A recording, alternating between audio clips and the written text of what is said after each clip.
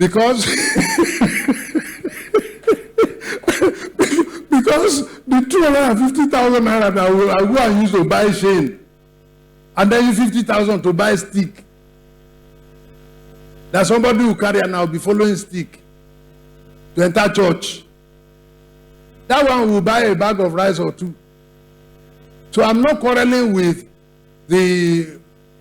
those arrangements. Jesus said, when I come, will I still meet faith in the world? Okay. He didn't say, will I still meet church? There will be churches, but there may be no faith. He didn't say, will I still meet bishops? Oh, a whole lot. Every day. They have even come to Lorraine to propose that I should now be a bishop. That I am now qualified to be a bishop. And what are the conditions? They say, I'll go and buy chain in Aba.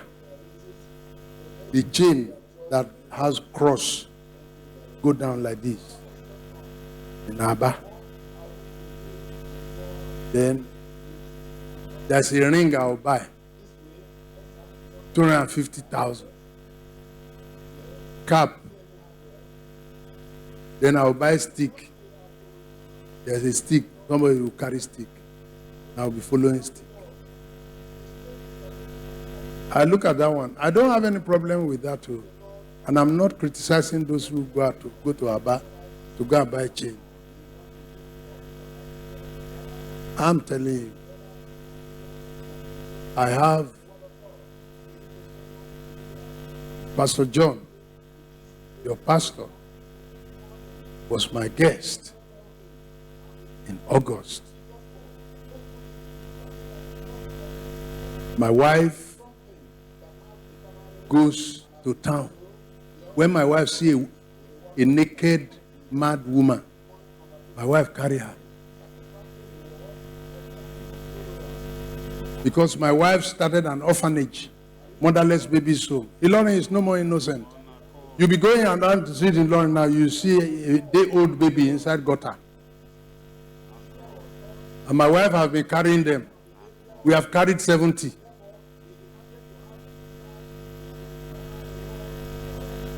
They live with me. When I wake up like this, 70 children are in front of me. Then I'll go and buy a chain in Aba. I think I need to set my priorities right. I'm not saying it's wrong. It's not wrong.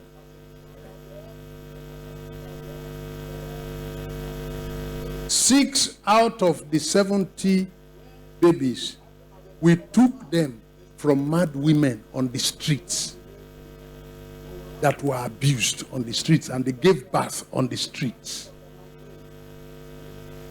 And we wrestled them. And then some of them will not give their child out. Will buy two, and you can't take the child from her. And then some of them is a 16-year-old man. So if you take the child from her, 16-year-old, and she is on the street, in another 1 year or two, she will have another child. So what does my wife do? My wife carry her and the child, they live with us, mad women.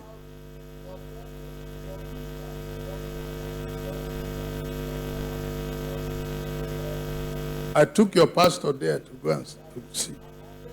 I live with mad people. Take them to hospital. If they take their medication, listen. I'm telling you about what ministry is all about. This also is ministry. The way you are looking at me now is like I am not in the ministry. Well, I am in the ministry of mad.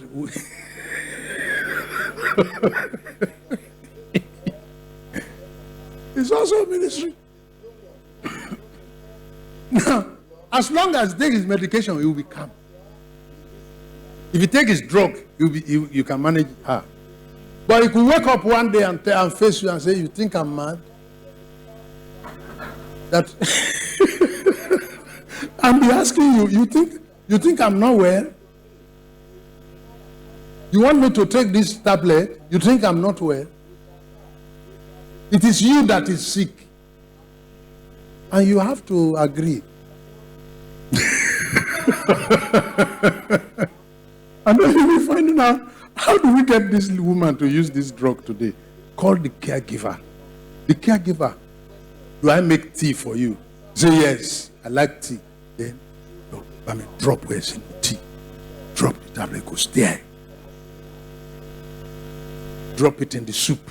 She see, this is how we live. And she takes her medication. She's okay. There's one that trekked from Ibadan to Ilorin over 4 years before I arrived. We took her naked on the street. He's now a Christian. She sings in the choir. He's now a Christian. But if she's mad on the street, Rashida is a Muslim mad. But now that she's okay with prayer, she's a Christian. She sings in the choir. This also is ministry. And what am I talking about? If I have, now it's becoming very tough to live with these women in our compound. I built a very big estate where we live. We separate them. But now we could wake up one day and give one person slap. And there's a shout. When we rushed there, what happened? He said, he's been looking at me since morning. Tell him, warn him. He said, I've been looking at her since morning. Why is he looking at me like that? You know what we did? When Pastor John came, I took him to the new location I was building for these women, to take them to a separate place. We can no longer live with the children. Sometimes they could harm the children. It's not safe. So I have to build a new house, a new dormitory for them, and equip it, and employ staff that understand, maybe psychiatric nurse. You can't just put any staff there. There has to be some special staff that understand how to take care of them. All this that I am telling you, I'm not looking for sympathy. I'm trying to explain to you why I cannot go to Aba. Because the 250,000 naira that I go and use to buy chain, and then use 50,000 to buy stick. That somebody who carry and I'll be following stick to enter church. That one will buy a bag of rice or two. So I'm not quarreling with those arrangements. I'm trying to explain why, when I was given the invitation, I am unable to go there. And you also, if you are mindful of the sacrifices involved in ministry, there are over 2,000 churches and pastors in Ilorin. If each person take a mad woman out of the street, there will be no more mad people on the streets of Ilorin. That's what we're talking about. If somebody cares to do something, you can't do everything, but do a little. The little you do will be taken away from the whole big thing will be less than the little you have done. But if we give ourselves to pleasure and give ourselves to all the paraphernalia of things that are all around the place, and we refuse to separate ourselves to our mandate, we refuse to separate ourselves to our commission, we refuse, and you're not participating in those things, does not mean you are poor. It doesn't mean you are not civilized. It just shows that you are a separated person. I've been around the whole world. There are 6 continents in the world, and I've preached in all the 6 continents of the world. If there is a 7th one, I will go there next week. The issue is not that you are not civilized. No. The issue is not that you are not modern. No. Forget about that. It's not that. We are okay.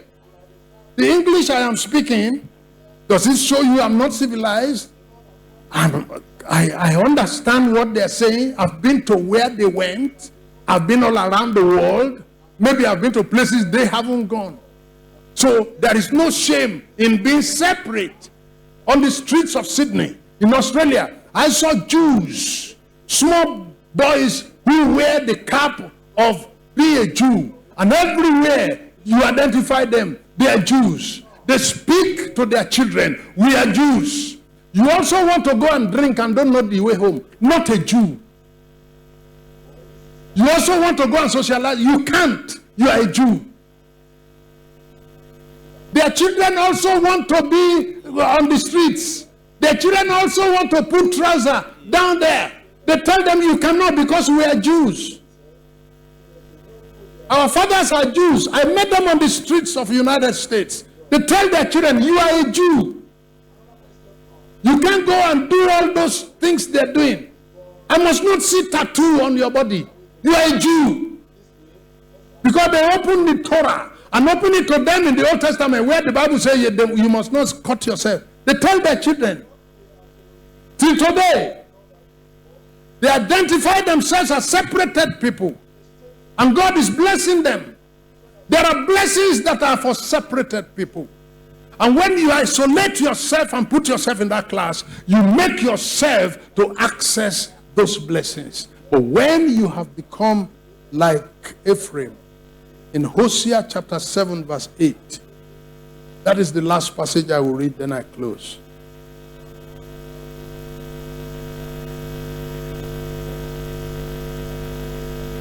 He said, Hosea chapter 7 verse 8, is it somewhere behind me?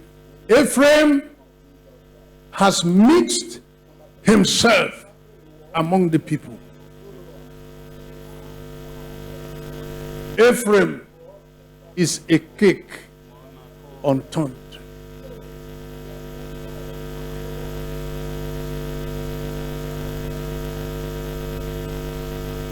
Say Ephraim, he has gone to mix himself with the people.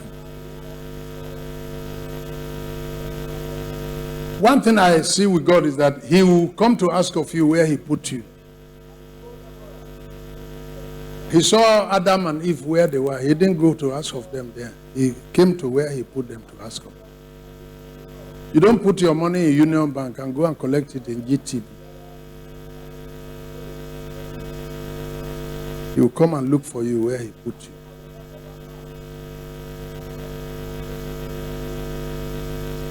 They said, Ephraim, I got to where I put him, I didn't see him. If God went to Adam and Eve where they were, God will be endorsing going astray. No. Ask for them where you put them. And God will be coming to look for you where he put you. And when saw that Ephraim had left the place of his calling and the place of his commission, said, Ephraim, he has gone to mix himself with the people. And then he likened Ephraim to a cake that is not turned. The women in this audience will understand this better. When you are frying akara and you didn't turn it, it will get done on one side. It will be raw on the other side. In the end, it's a useless akara.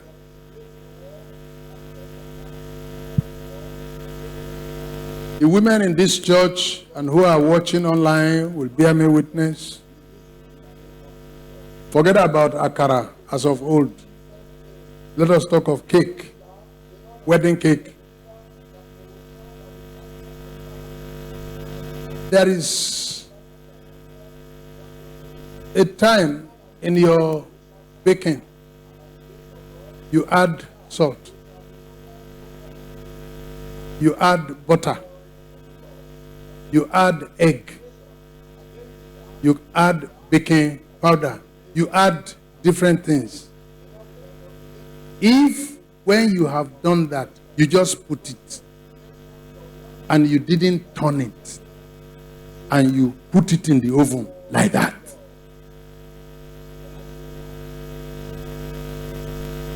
I'm giving you a picture of what the Lord is saying.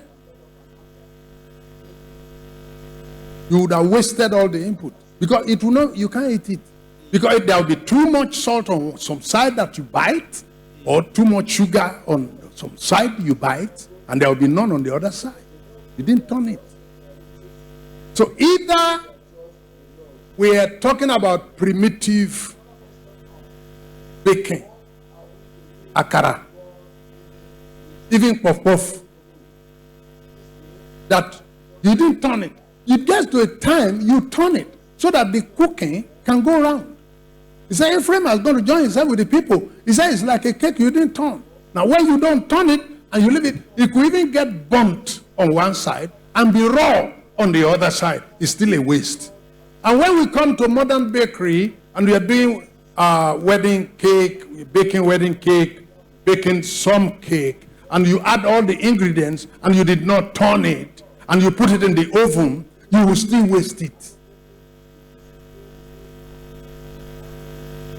God likens those who have gone to join themselves with the people to a cake that is not turned. Wasted. All the inputs, all the ingredients, all the spices, all the labor, wasted. When you have violated the rules of your isolation and the rules of your separation, and you go and join yourself with the world, you waste the grace, you waste the Holy Spirit, you waste the anointing, you waste the security, you waste the oversight, you waste everything called good that God has put into your life. This night, we are calling ourselves back home.